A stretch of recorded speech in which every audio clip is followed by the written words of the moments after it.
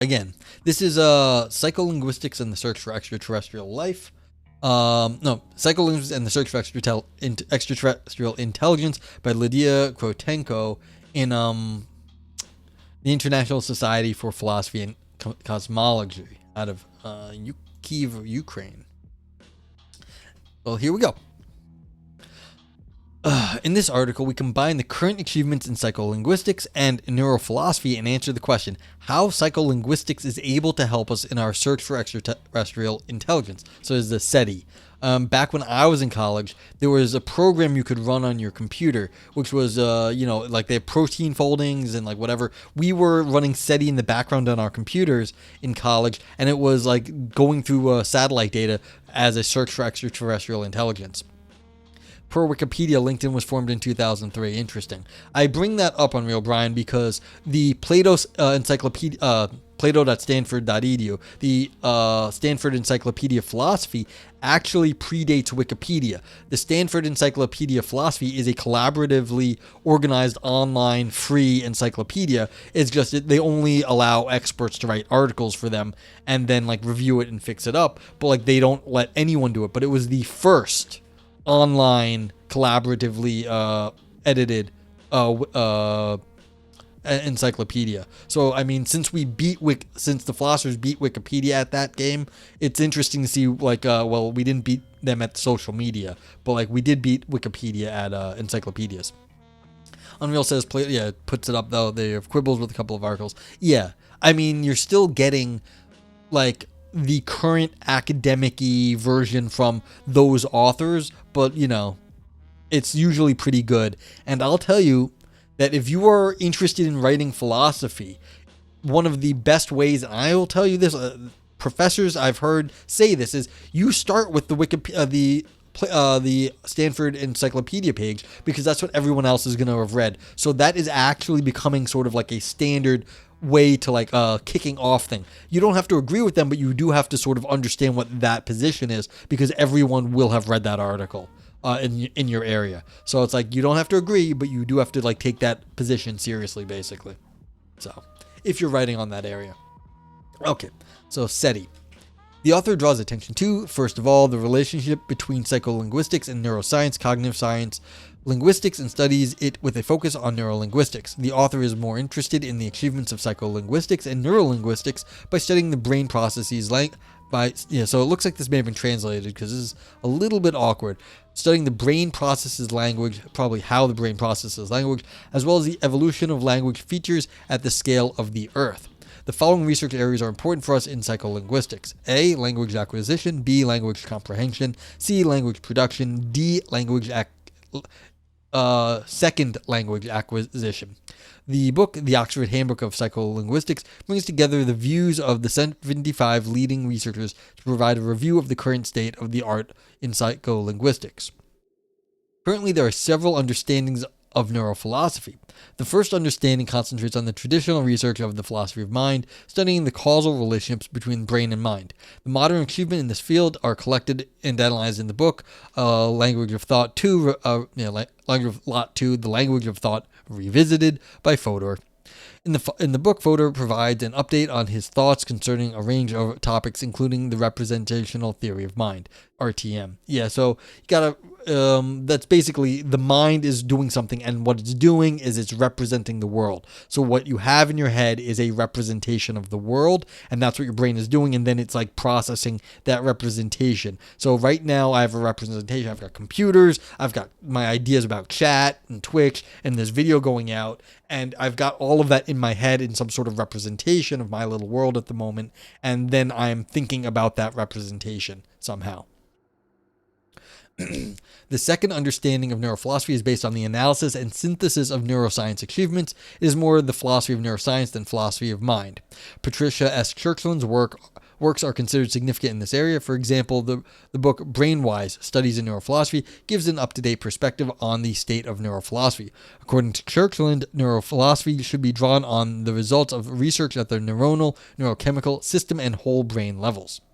In this article, we present the achievements of neurophilosophy in the traditions that were laid by Francis Crick, Patricia Churchland, Christoph Koch, and others. That is, with a focus on on the study results in neuroscience. Again, a little awkward at times here. At the same time, taking into account the particularities of the journal and declared topic, we will base our reasoning on Oleg Bazaluk's research. Bazaluk projects the modern achievements in the philosophy of neuroscience on space exploration. Furthermore, he considers neurophilosophy as a key discipline that summarizes the achievements of neuroscience on the planetary and cosmic processes. Okay, I have no clue what this stuff means over here. None whatsoever, but okay. All right. I mean, Oleg's basilisk. Yeah, exactly. Bazaluk, I guess. So, yeah.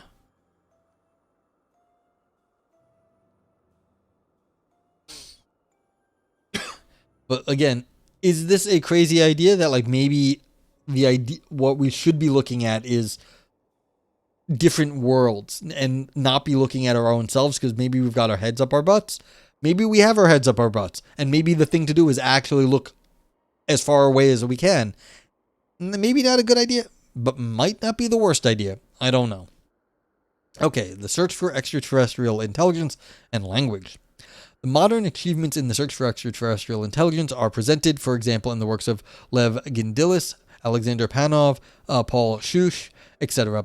One of the main problems of SETI is the identification and interpretation of languages and texts of alien civilizations. The basis for communication between terrestrial and extraterrestrial civilizations is to find a common understandable language. However, we have already established that the identification and interpretation of languages and texts are major areas of research in psycholinguistics. Psycholinguistics possibilities of possibly identify and interpret text in an anthropocentric paradigm have been reviewed in a number of works. The author believes that the experience and achievements of psycholinguistics in this identification and interpretation of languages and texts of early terrestrial civilizations should be used for the identification and interpretation of languages and texts of alien civilizations to establish a language of communication with them. Okay, that's an opinion. I don't know if it's a good opinion. They just said that what we have to be looking at is ancient human languages to go study alien languages. The problem with that should be kind of obvious. We're humans. The people in the past were humans, and so there's some sort of connection between us and the old humans. And so their language has some relation to our language because our language came from their language in some tenuous way. Because of course there were some people who, may have died out and had language, and then we came from somebody else, and there's no like direct line, but we're still all humans. So there should be something there. Secondly, our old language may be very, very, very different from the language that exists in a people who have space flight or interstellar communication technology. If you have interstellar communication technology, that may be very, very, very far removed from primitive language. And so the idea that studying primitive language and someone who has interstellar communication abilities, they might not be the same. Unreal says there is such a thing as xenolinguistics, people trying, of course, very speculatively to think what non-terrestrial language could be like. Yeah, I believe that. I wonder where they got the idea from. No idea. I have no idea, Claudio.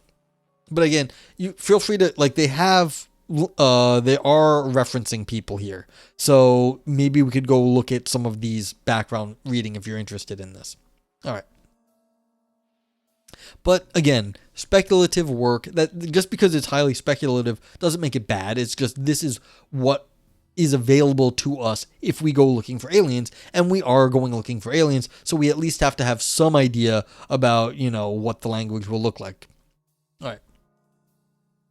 Okay, author says, we need to make a connection between psycholinguistics and SETI. At first view, they are completely different areas of research. We need to determine the initial research space, recognized by scientists from both the fields of search for extraterrestrial intelligence and the field of psycholinguistics. The author suggests considering such a space as the field of neuroevolution. Okay, so they just made up a word, it looks like, but that's kind of cool. The field of neuroevolution. Dun dun dun, big name drop.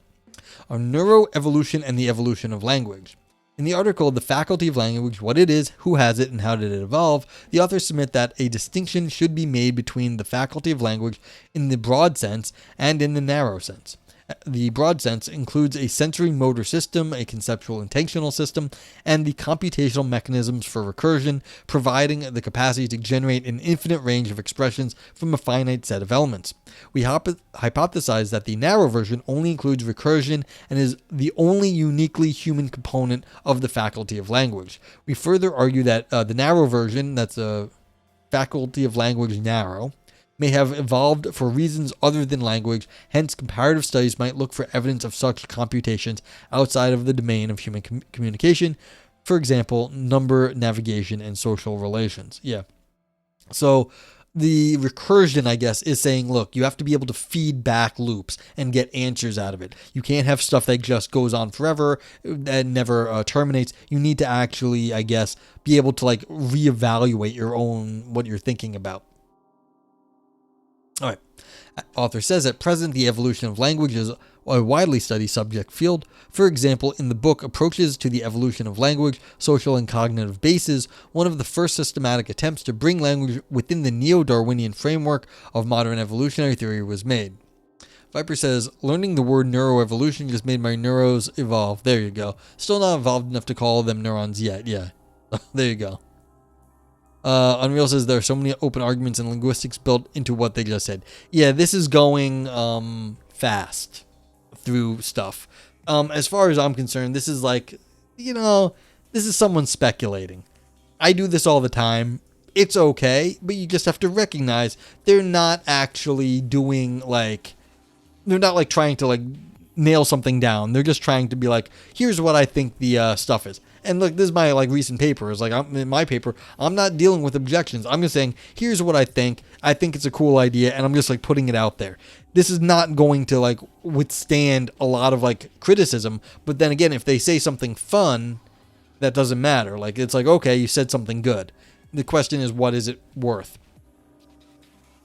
Unreal says, what might be unique to humans, what might be unique to language, is recursion one of the things? Yeah. And Dan Everett says no, etc. Yeah, so there's people who are going to disagree.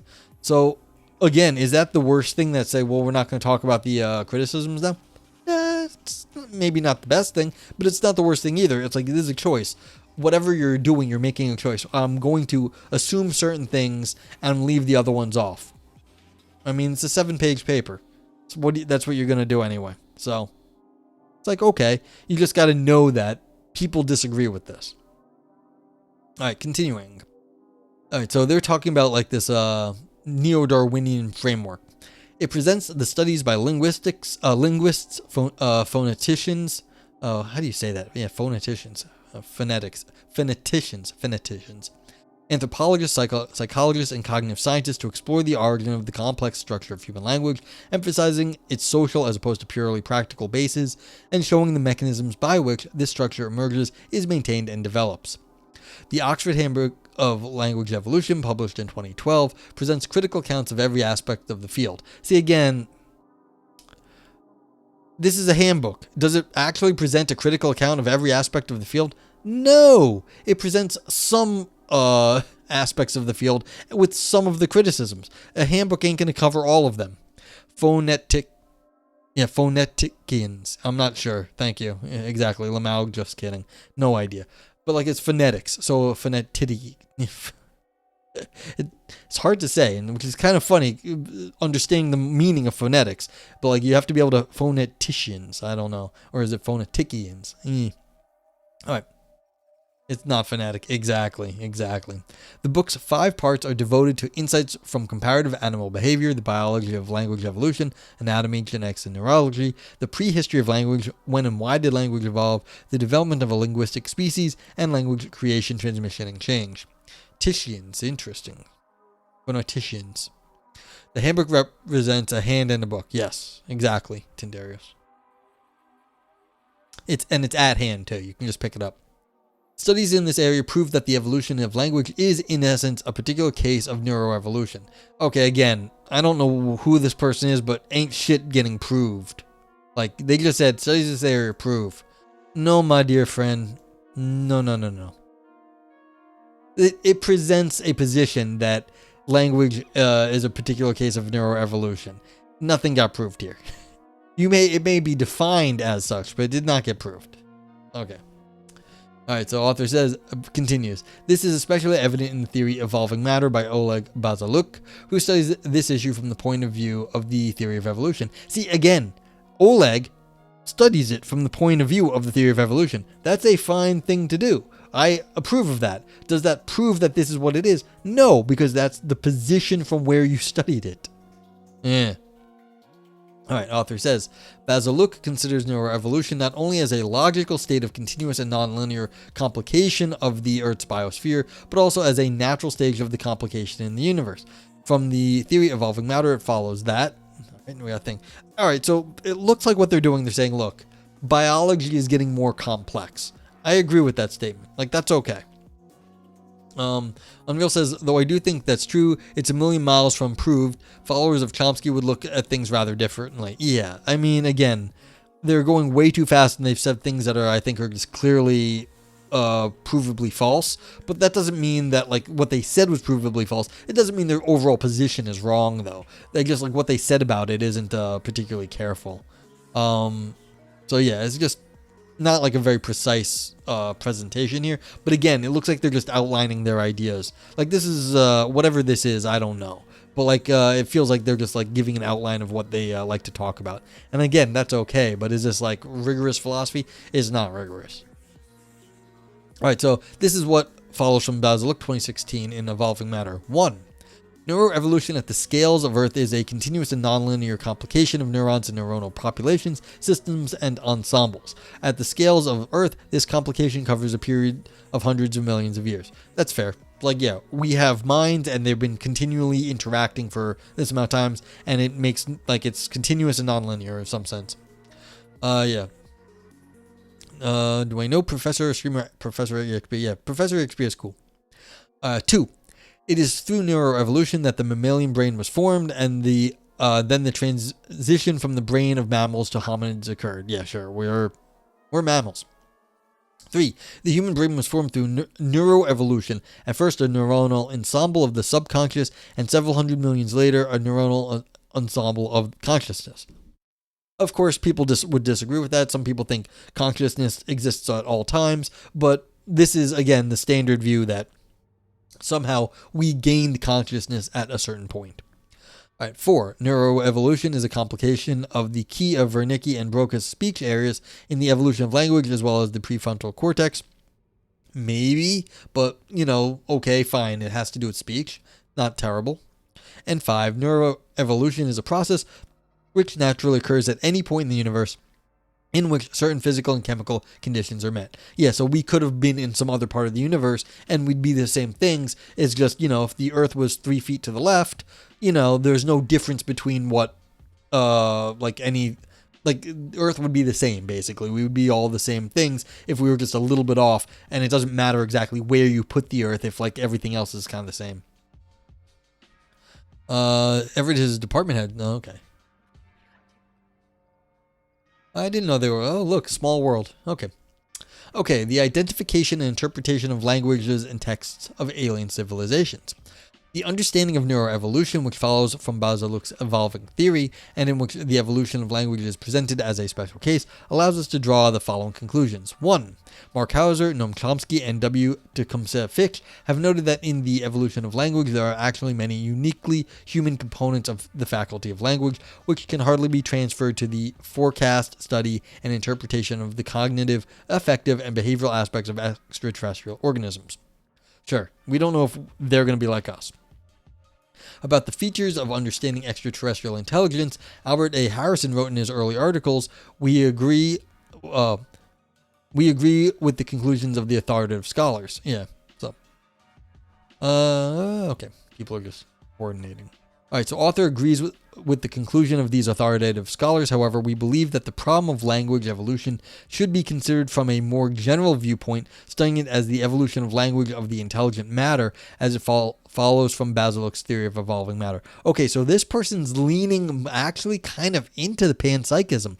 It's not that we individually or as a species, it's kind of looking at it at a Earth level. So this is the whole thing. It's like all of the human people together are kind of what's evolving in the intelligence and mind, and not just like the individual, like as part of the individual mind. Yeah, so it's kind of a panpsychism. So that means that psychology, like a consciousness, it means like universal. So it's everywhere. So this is kind of like a midpoint. They're not saying psychology or like consciousness isn't all things, but they're saying it's kind of at the level of the species or of Earth at the whole, which is where this consciousness is residing. So we've got like sort of a, not a panpsychism, but like a terrapsychism, an Earth psychism. Yeah. So that's what panpsychism and the idea that everything has consciousness. Thank you, Vipers. Yeah, you're picking up on the collective theme. So, but again, this is not pan, but like terrapsychism. So it has to do with like Earth, like the whole Earth, as a whole size. Yeah. So yeah, many people are very angry with panpsychism. I'm not angry with panpsychism. I am kind of ambivalent about panpsychism. I actually hate really stupid, naive physicalism though. So it's like sometimes I find myself on the side of panpsychism because I don't like just very naive physicalism. But yeah, it's like, yeah, naive physicalism is bad because it's got bad arguments mainly. And I'm not even angry with the physicalists. I'm angry with their arguments. So bad arguments make me unhappy. Isn't that more of a Gaia theory? Oh, I don't know, Vipers. I don't know exactly what people mean by Gaia at this point. Maybe. I don't know. And Ivan is angry about it. Many people I know are angry about panpsychism. I am less. The idea that all life on Earth is a superorganism. I'm not sure if that's what these people specifically mean here. I'm getting this idea that like their consciousness is at the Earth level. Now, does that make the Earth an organism? I don't know. But like that might just be splitting hairs. Yeah, Globus says the same. Bad arguments are infuriating. Yeah, that's why I am the way I am. I'm more of a metaphysician than anything else because I just can't stand the bad arguments I find in just like a lot of common positions. And so it's like I don't have to just default to like being a physicalist. I just don't. So I'm more of a metaphysician because I don't like even though it's like, well, what else could there be except for physical reality? I don't give a fuck. Like, that's not my problem. I don't have to default to a shitty theory. Yeah. Let the hate flow through you.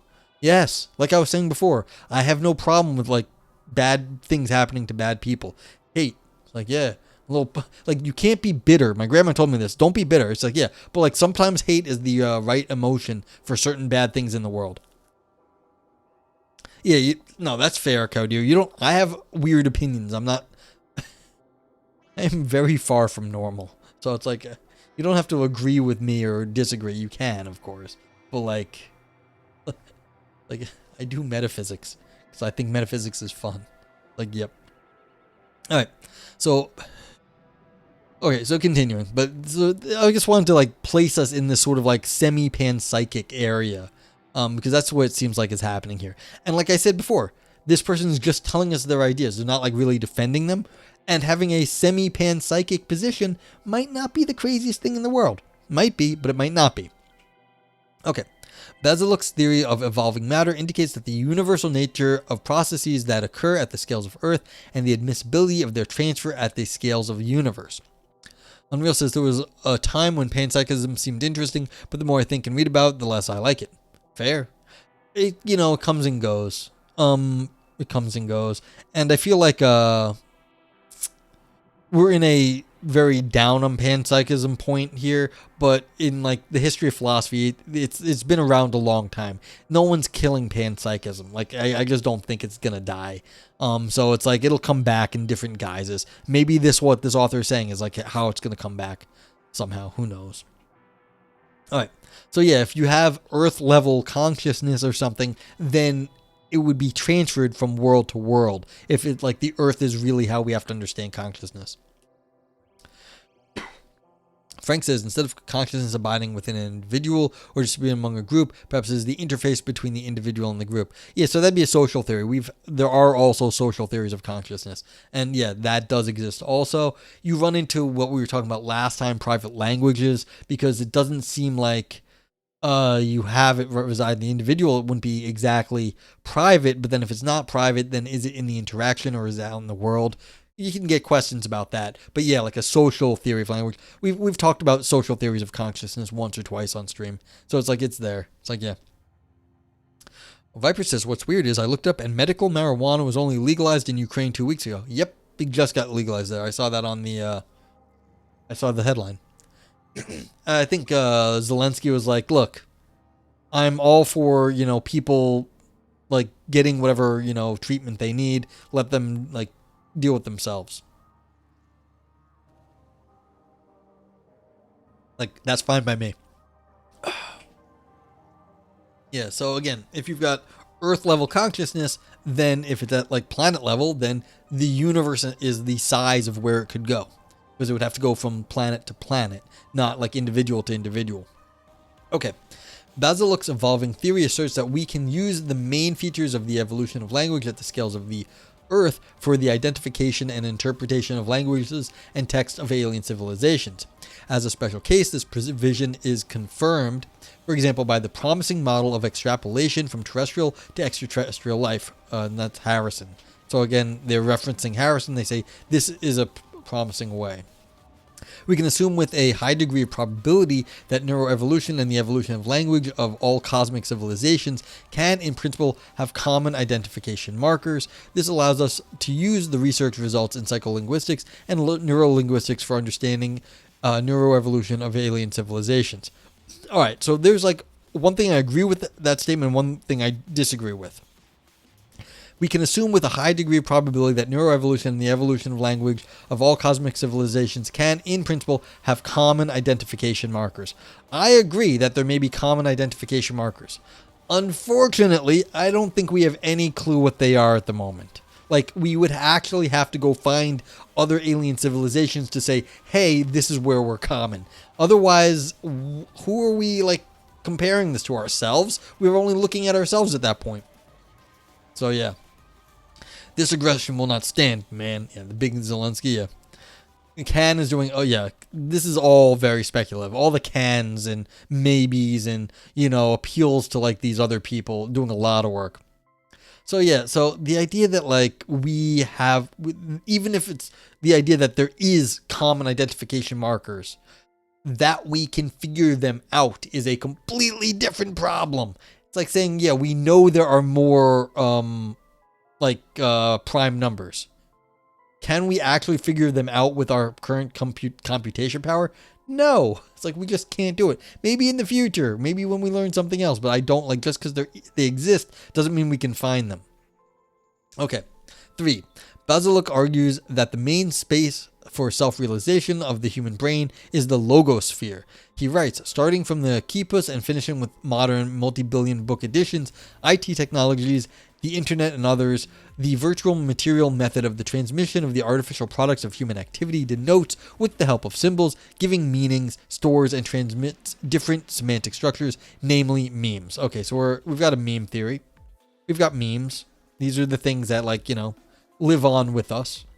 The term logosphere is synonymous with the term semiosphere, which was coined by Yuri Lotman in 1982. So yeah, so something of the signs is getting the signs in the world, and the memes sort of live within that space. Basiluk uses the term logosphere, arguing that A, the concept of the logosphere contains more history of language, which starts with the ancient Greeks. B, the logosphere is a product of noogenesis, therefore it unites much more meanings than a highly specialized concept of the semiosphere. Okay, so I forget what noogenesis means, but you have to look that one up. Yeah, let me go look that up. What the hell does noogenesis mean? I've seen this before, and I know chat told me what it was, but I do not remember. Noogenesis. I misspell it, maybe. Oogenesis. So, I'm trying to look this up. Nope, I misspelled. Sorry.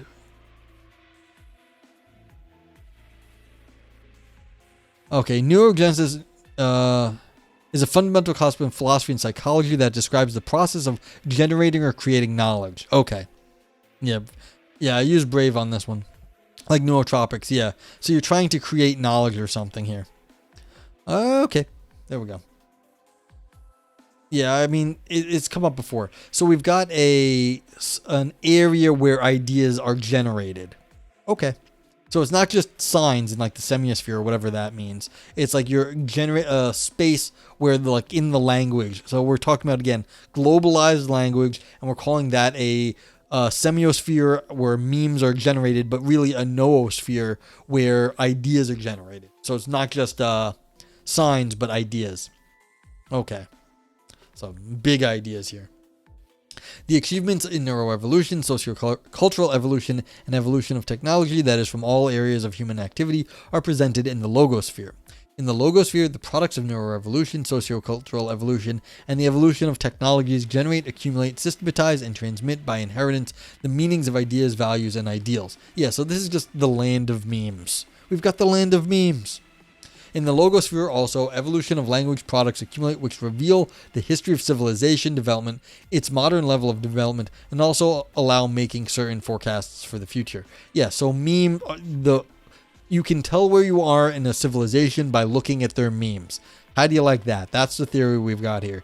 Look at their memes. Show me your memes, I'll tell you who you are. 4. The current state of the logosphere of Earth allowed John Elliott to implement inter-language analysis by incorporating languages from all the major language families on its basis to propose the design of the language, which ultimately will be made available to SETI. Elliott has done a great deal of work and results worth studying. Okay, so someone has, taken all the language and tried to figure something out.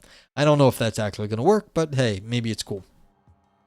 However, in our view, Elliott's results have an inherent error about which Mark Hauser, Noam Chomsky, and W. Tecumseh Fitch warned. The results obtained by Elliott depend too much on the features of human development at the scales of Earth and are not abstracted as Basiluk's evolving theory requires. Our research shows that there is no sense to use words and phrases by establishing contact with alien civilizations. One can assume with a particularly high degree of probability that extraterrestrial intelligence will perceive words and phrases as a set of sounds as the baby's brain does, or as a man who does not speak a foreign language.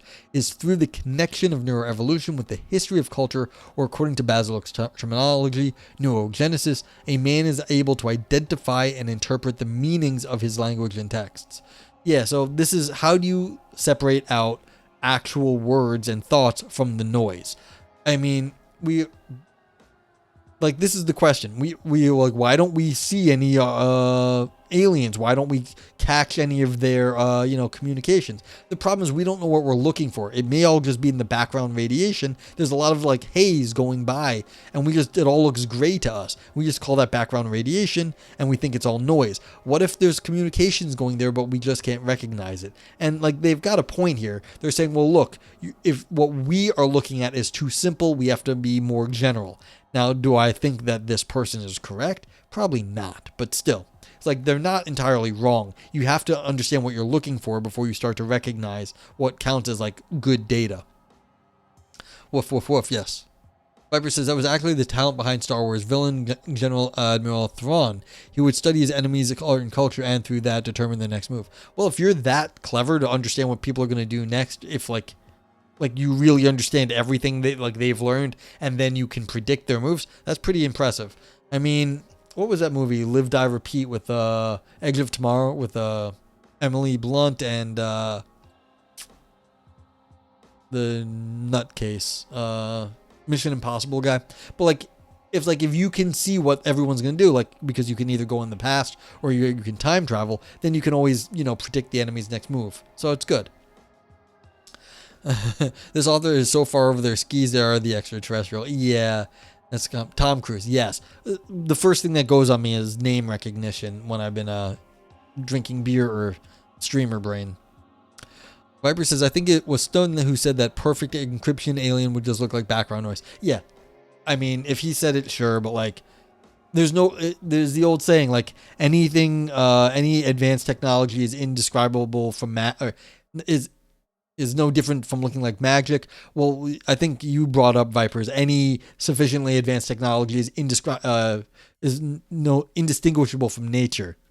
It's yeah. So, yeah, Mission Impossible guy. Name recognition and word not recognition, pulling words out of my head. Names and words, that's the first thing that goes on me. Who call him that? Yeah, please don't. He seems like he's nice enough in person. But yeah. Yeah, this person's like, okay, they're kind of like, hey, look, evolution, thought's really at the Earth level, and it's really cool like that, and so we should look at stuff from that perspective. Okay, you didn't really say, like, that's nice that that's your opinion, person, but like, whatever. All right, let's finish this up. We're almost at the end anyway.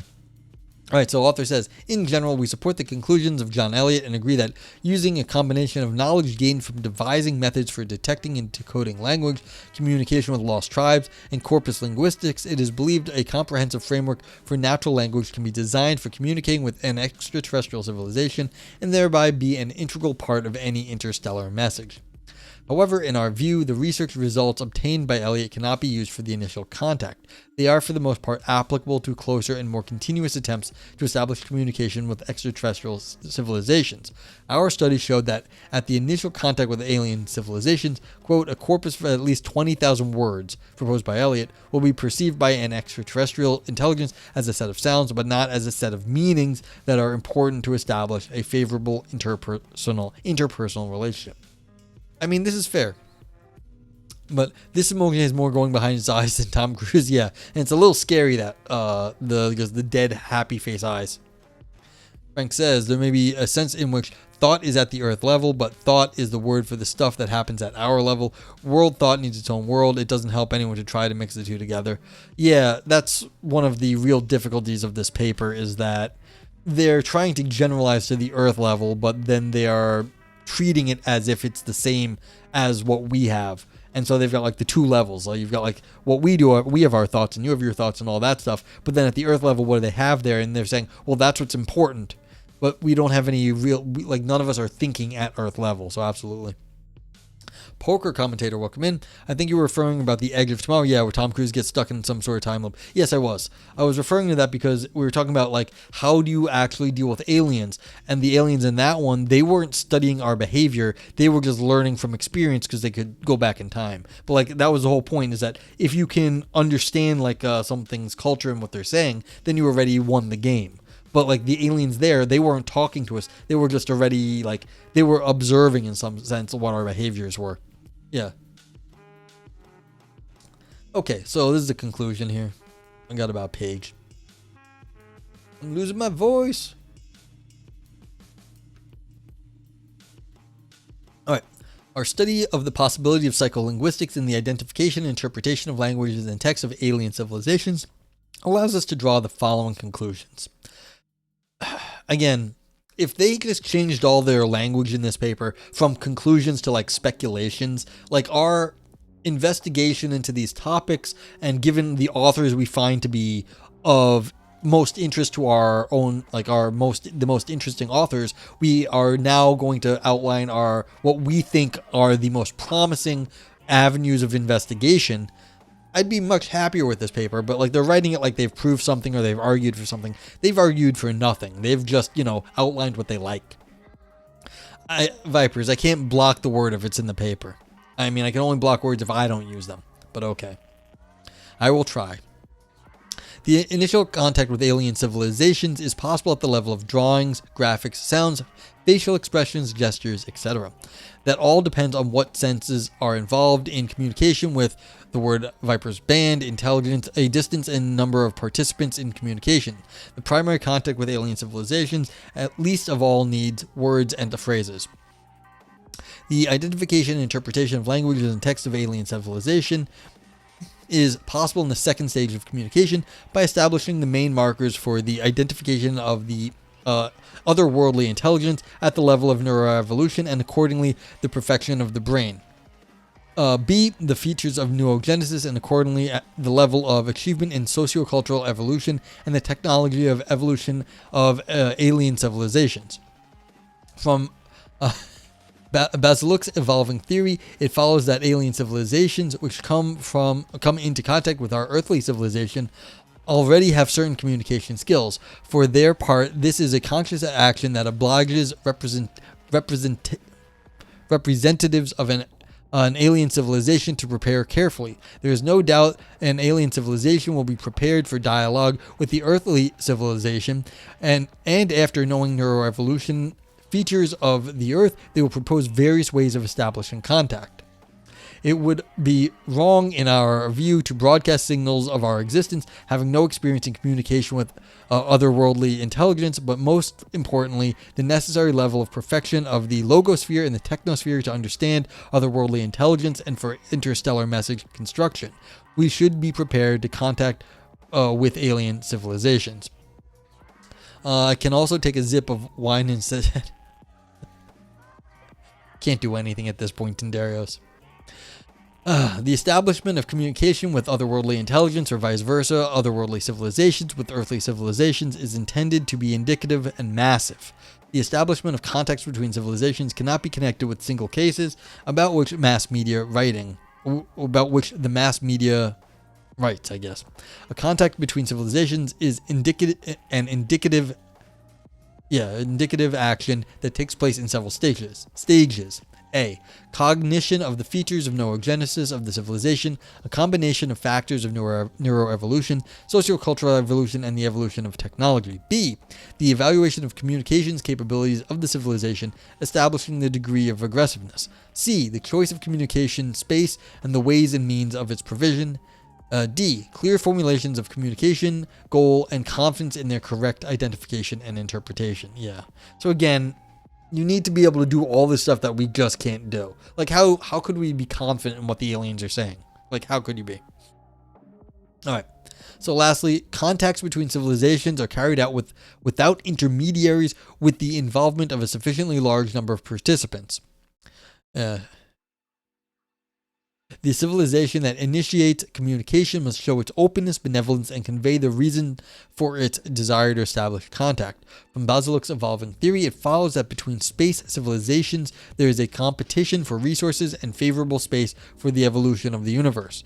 Therefore, any civilization initiating contact with another civilization must accurately and convincingly convey its unselfish initiative and prove the mutual benefit of the Commonwealth. Establishing contact for the sake of contact will unambiguously cause misunderstanding of highly developed civilizations and rejection. This is not a logical step from which ambiguous consequences following. Conclusion. Don't go chasing waterfalls. Yes, stick to the earth is exactly right. Okay, so what do we think about this paper? Time to review. Review time.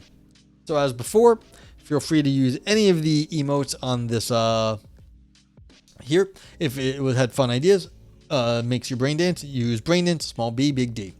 Dude, I have to go pull that one from before. I forgot to write it down. But yeah. Again, for big claims that shrivel up, then we use the grapes, nog grapes. For navel gazing, only for academics, nog navel. Ouroboros for deep ancient ideas. Deep or ancient ideas, the scream for existential or artistic drama, the turd for all style no substance, and nog knife, slicing and dicing arguments. So, and of course you've got the global vote yay and vote nay of Twitch, and the vote meh also there. So, what do we think? Again, as I was saying earlier, this wouldn't have been a terrible paper if they rephrased how they wrote much of this. However, that's not what they did. I think chat is expressing their displeasure at the moment. This one made big claims and it failed. This is like the prototypical nog grapes. Yeah.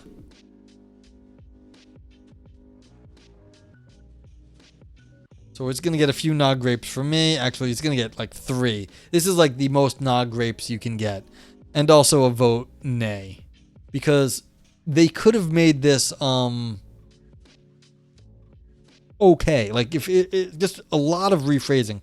If they said, look, we're going to present what we think is the most has the most potential for contacting aliens. We think it's not at the individual level of words and sounds, but at the planetary level. We need to develop ideas along the planetary lines of what it looks like for an entire planet's worth of intelligent beings, how that looks, then maybe we can like think about having planetary to interplanetary communication, because that's more like what's happening, not individual to individual, but planetary level communications. It was their second language, but also no. This is the sort of like reasoning stuff that there shouldn't be a problem with. There should not be a problem with this.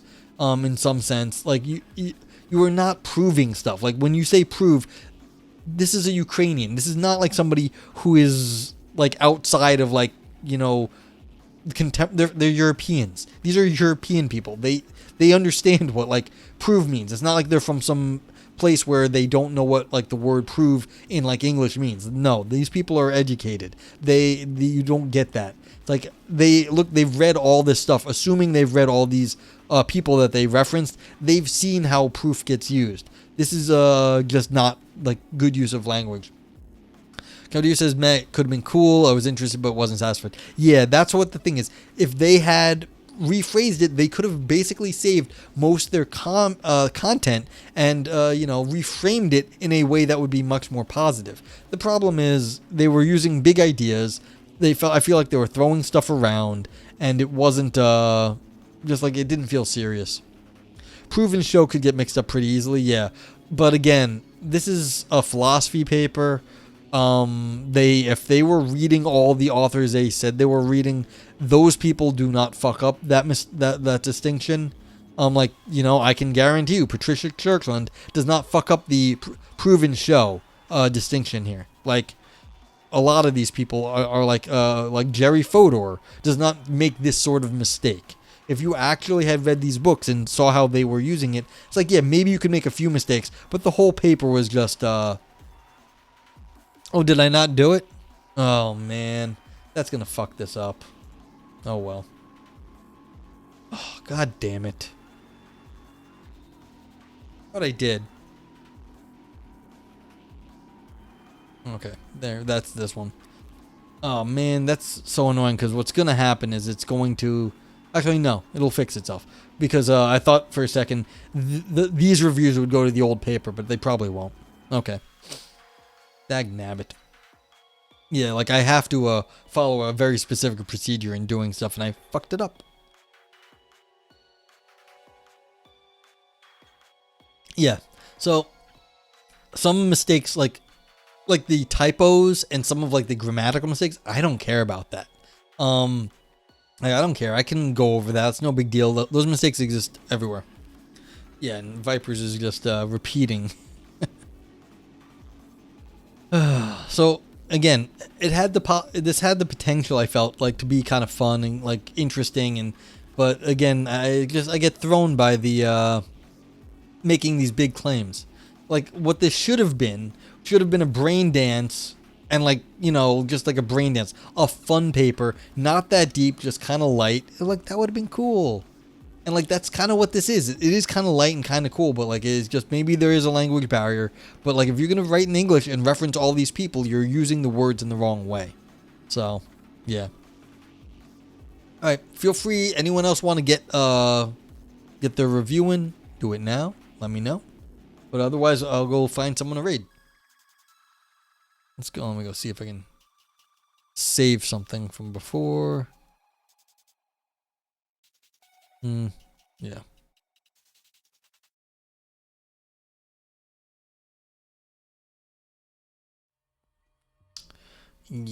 Okay, there we go.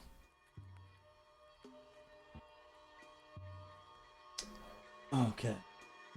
All right, so Unreal says, one of those papers where we hope for something better, but those hopes are dashed. Someone who knows about linguistics will know about those figures, whatever their native language. Yeah. That's right. It's like, if they're writing on this topic, they have to write in the way that other people are writing on the topic. So, yes, there's probably a language barrier here, but like it's just not.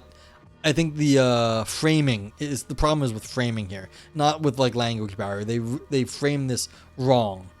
Like I mean, you can be. I can forgive you like the last sentence here. I know you can't see, but this is not a logical step from which ambiguous consequences follow. They said following. They mean this is just an ambiguous step from which ambiguous consequences follow. I can forgive that they wrote following.